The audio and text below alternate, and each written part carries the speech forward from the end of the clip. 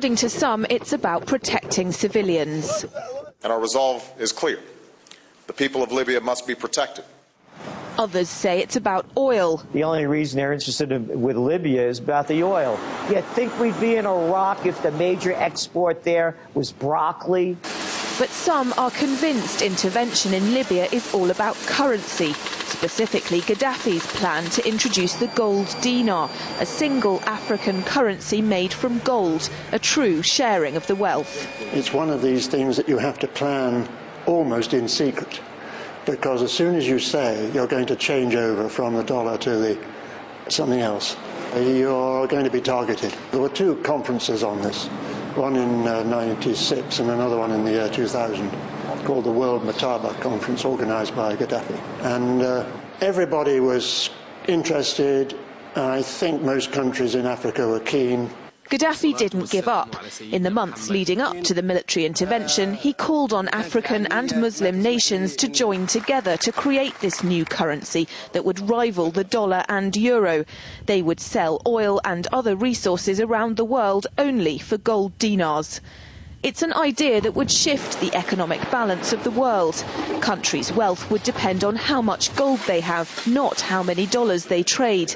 And Libya has 144 tons of gold. The UK has double that, but 10 times the population. If Gaddafi had an intent to try to reprice his oil or whatever else the country was selling in the global markets and accept something else as a currency, or maybe launch a gold dinar currency, any move such as that would certainly not be welcomed by the power elite today who are responsible for controlling the world's central banks. So yes, that would certainly be something that would cause his immediate dismissal and the need for other reasons to be brought forth for removing him from power. It's happened before. In 2000, Saddam Hussein announced Iraqi oil would be traded in euros, not dollars. Sanctions and an invasion followed. Some say because the Americans were desperate to prevent OPEC from transferring oil trading in all its member countries to the euro. A gold dinar would have had serious consequences for the world financial system, but may also have empowered the people of Africa, something black activists say the US wants to avoid at all costs.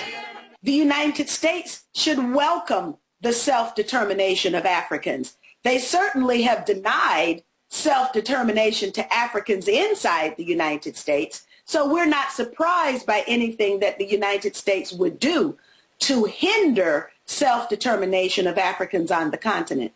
The UK's gold is kept here in a secure vault somewhere in the depths of the Bank of England. As in most developed countries, there's not enough to go around. But that's not the case in places like Libya and many of the Gulf states. A gold dinar would have given oil-rich African and Middle Eastern countries the power to turn around to their energy-hungry customers and say, sorry, the price has gone up and we want gold. Some say the US and its NATO allies literally couldn't afford to let that happen. Laura Emmett, RT, London.